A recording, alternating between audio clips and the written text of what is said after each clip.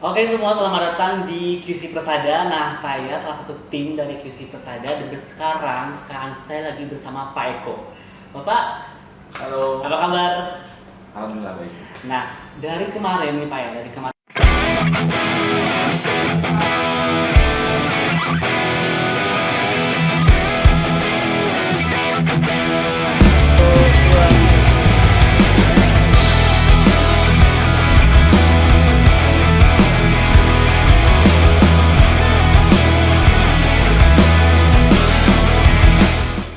saya lagi bersama Pak Eko. Bapak, Halo. apa kabar? Alhamdulillah baik.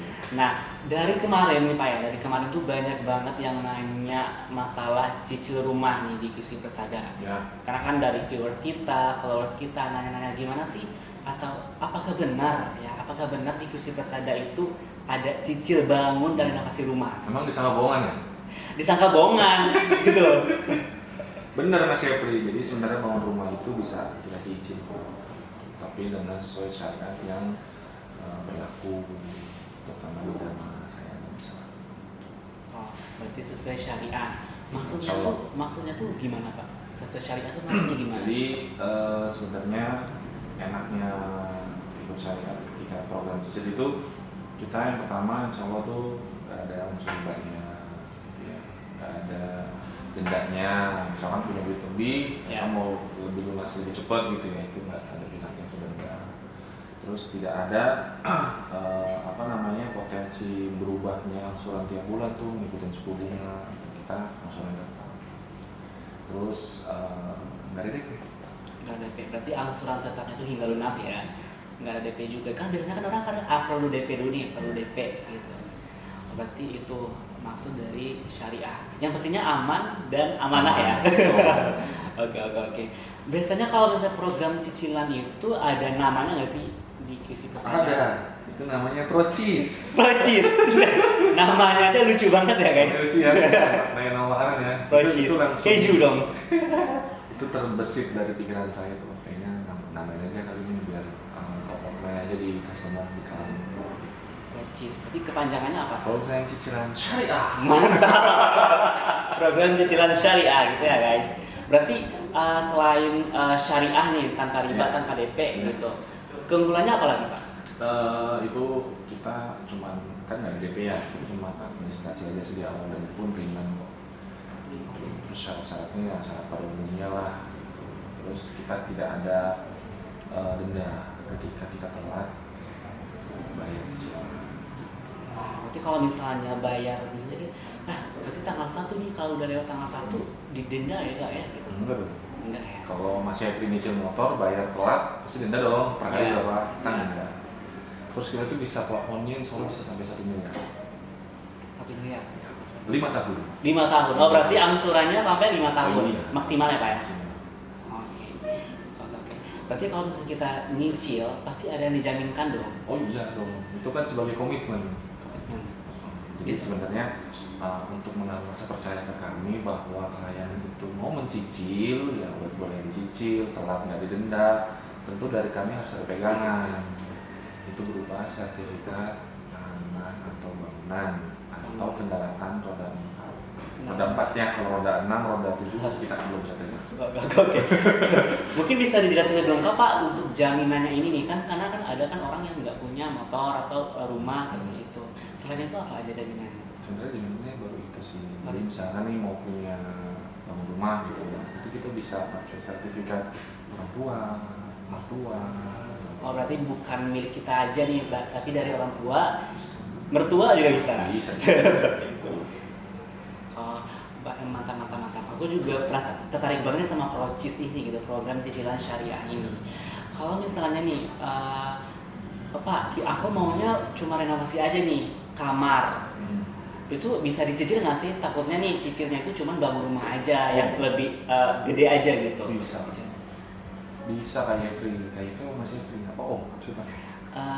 Om aja. Jangan deh, terlalu tua kelihatannya ya. Kak aja.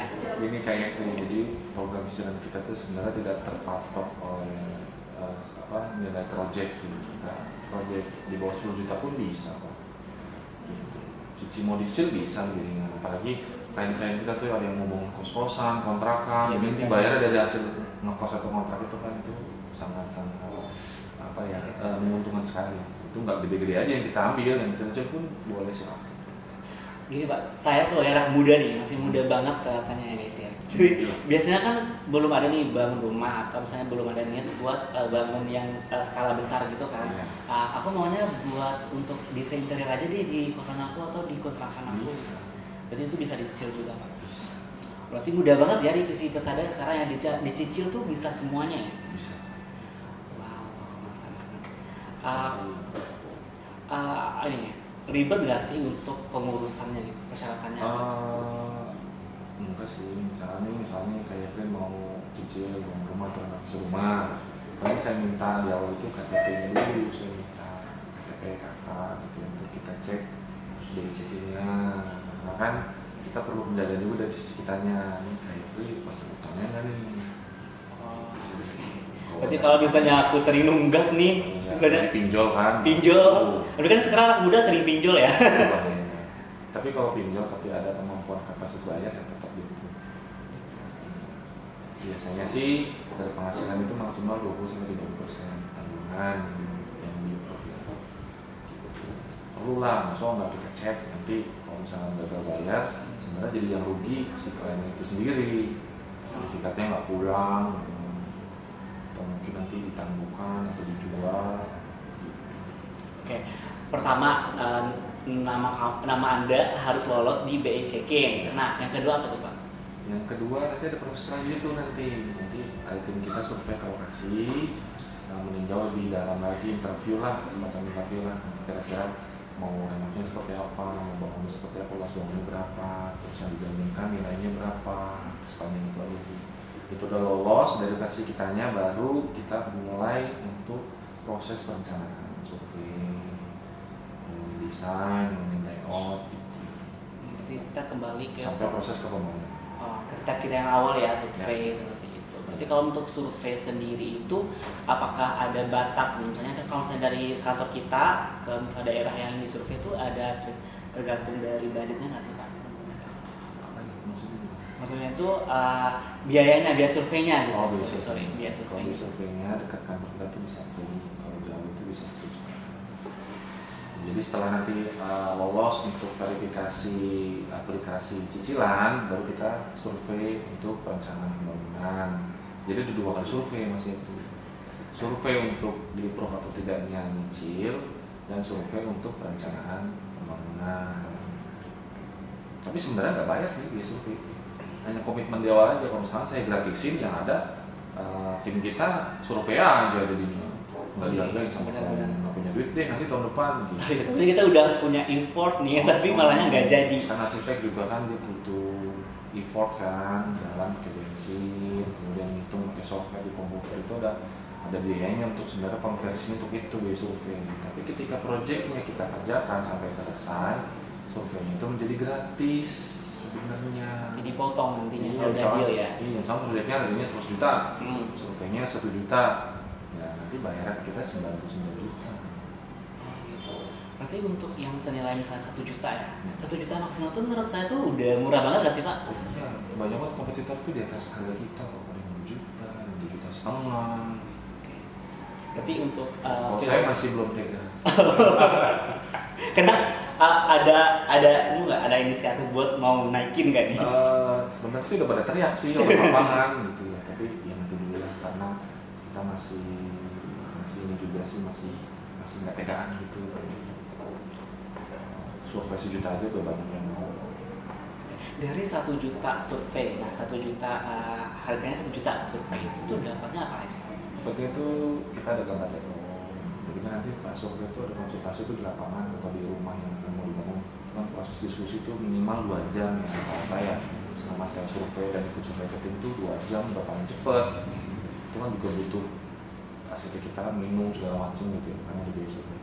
Konsultasi soal layout, soal rencana bangun, validasi ukuran, spesifikasi sampai estimasi. Itu survei kerja arsitek kita banyak. Harusnya worth it banget ya 1 juta. Itu yang kadang perlu kita edukasi nih, terutama yang belum paham bahwa bangun rumah tuh butuh perencanaan yang matang. Karena gini Mas Efri, kalau kita melakukan sesuatu tanpa perencanaan sama dengan merencanakan kegagalan.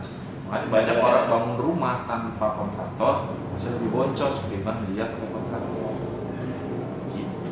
Nah itu perlu kita, itu tantangan saya tuh buat jualan. Wah sebenarnya lu lebih murah kok pakai kontraktor ketimbang bangun sendiri. Lagi pakai pemborong yang nggak ada MOU-nya, yang minta 200 juta dulu ternyata langsung habis, bawa kabur segala macam. Itu tantangan saya. Tantangan. Kembali kita ke cicilan nih. Oke. Dan juga kan Bapak tantangan ya. Nah, untuk cicilan ini, program cicilan itu tantangannya apa sih Pak? Tantangannya secara garis besar ada jaminan. Rata-rata orang mau cicil tapi nggak menjaminkan. Saya juga bingung ya. Gimana ya kita Pak ya? mau meloloskan dia mau nyicil gitu, sementara jaminannya mungkin dia belum bisa. Itu juga ini sih saya pun kalau dari posisi pengen mau rumah terus program cicil kayak berat gitu, nggak bisa kita takut nggak mau bayar gitu ya, tidak dijual gitu. Itu sih tantangan. Secara garis besar permintaan banyak, tapi syarat secara berlaku umum sesuai syariat yang belum bisa diterima ke semua masyarakat. Padahal mah sertifikatnya aja, rumahnya mah tetap ditinggalin. Itu kayak dikasih, kayak misalnya dia menjaminkan mobil Alphard misalnya, taksirannya 700 juta, dia renovasi 500 juta masih bisa. Tapi itu sebenarnya mobilnya nggak kita pakai, nggak ditaruh di kantor kita juga, tetap aja dia bisa pakai juga. Mungkin jaminan suratnya aja gitu yang buat kita. BPKB-nya kalau kendaraan. Minimal tuh motor ya Pak ya, untuk jaminannya. Mobil Mobil, kalau motor nggak bisa? Kalau motor bisa, kalau renovasinya di bawah 10 juta. Oh, renovasinya di bawah 10 juta. Tergantung nilai project. Motor kan, motor standar kan sampai 30 juta. Iya. Tapi kalau motor sport ya itu harganya ratusan. Oke. Kita bangun rumah, nyicil. Nggak mungkin dong kalau misalnya kita maksimal nyicilnya 5 tahun, rumahnya kelar 5 tahun juga. Waktu kan enggak kan? Nah, biasanya tuh kalau misalnya cicilannya belum kelar, apakah kita udah bisa nempatin ini? Boleh. Masih boleh. Jadi kalau bikin kos-kosan kan, untungnya kos-kosan 10 pintu, satu pintunya 500.000 berarti punya 5 juta buat nyicil, masih kembali lagi. Ya. Sekarang kita bangun invest buat nyicil juga. Iya. Jadi sebenarnya membantu lah program cicilan, tidak memberatkan, tapi malah menguntungkan di sisi-sisi beberapa klien kita. Gitu guys, jadi buat kalian semua nih kalau misalnya aku masih muda nih, kalau misalnya bangun rumah itu belum kekumpul uangnya gitu. Berarti kan sekarang kan anak muda tuh pada hedon itu ya Pak ya, lebih banyak gayanya nih gitu. Nah ini kalau misalnya nggak mampu buat bangun dan renovasi rumah secara cash, bisa dicicil di Kasada guys, seperti itu. Daripada nyicil mobil kan, Iya. mendingan kalau di Jakarta atau di kota besar kita nge-grab aja. Bener banget. Iya, atau sewa aja, mau misalkan nih mau event besar nih ketemu sama orang, udah sewa aja. Kalau untuk susah nggak kurang gengsi gitu ya, zaman muda sekarang itu begitu. Lebih baik keluar cicilan itu bukan untuk bayar mobil, tapi untuk Karena itu invest masa depan kita juga ya Pak ya. Oke, terakhir Pak, apa nih Pak buat kesan dan pesan lah ya buat anak muda ini. Karena kan kita kan nyicil itu merupakan salah satu kemudahan juga nih buat anak muda yang mau bangun dan renovasi rumah seperti itu. Nah, buat Bapak sendiri kesan dan pesannya gimana? Ya, jadi buat teman-teman yang masih muda atau mengaku muda, ya kalau misalnya belum punya dana, tapi mau punya rumah atau harusnya mau punya rumah atau bangun rumah atau beli lahan lah minimal, itu ya baiknya dicicil dulu. Kalau belum bisa nyicil, nabung dulu gitu. Terus enaknya kalau nyicilnya sama kita nih Mas Efri, punya rumah atau lahan gitu kan, baiki janati. Insya Allah baiki janati, insya Allah berkah. Nggak ada unsur-unsur yang berbau menyerangkan sama riba ataupun hal lainnya gitu. Itu sih, jadi harusnya bisa anak muda atau yang belum mempunyai lahan atau rumah gitu ya, harusnya bisa cicil. Untuk proses pembayarannya Pak gimana? Proses pembayaran apa? Untuk nyicilnya, apakah kita langsung ke QC-nya atau gimana? Oh, nanti dijelaskan lebih lanjut saat sih. Oke, seperti itu guys. Bisa transfer, bisa kantor, bisa Indomaret, ya itu nanti diatur sih mekanisme bayar. Untuk lebih lengkapnya nih, kalau misalkan aku kepo banget sama Visi Persada tuh gimana sih? Di mana lihatnya gitu? Bisa ketik di Google Visi Persada. Sosial media kita harus sempat viral ya, kayak Free ya. Oke. Iya. Oke. Gampang banget, kita gampang ditemukan. Di kantor banyak timnya. Gitu. Jadi kita ada website, ada Instagramnya, Iya, ada TikTok, ada TikTok Instagram, juga. ada kantornya juga. ada kantornya juga. Iya, Jadi kan. semuanya ada ya. Jadi untuk meyakinkan nih teman-teman yang mau bangun rumah atau nanti program cicilan, ya salah satu keunggulan kita ya kita ada visi kantornya gitu, bukan pemborong biasa gitu, pemborong yang resmi terdaftar di pemerintah Indonesia BPPT gitu. Jadi nggak apa ya, kalau misalnya ada kenapa-napa itu kantor kita nggak berubah di situ-situ aja. Karena kita juga udah legal gitu ya Iya. guys. Jadi aman. Jadi buat kalian semua yang takut nih bangun rumah karena itu Kalau tinggal kabur. takut tinggal kabur. Nah, di Visi Persada itu udah aman banget seperti itu. Itu aja Pak. Oke. Nah itu udah informatif banget, udah lengkap banget. Jadi buat kalian semua yang pengen banget nih, Kak, aku mau bangun rumah sekarang dicicil, ya langsung aja chat admin kita seperti itu. Ya, oke. Terima kasih Bapak. Oke.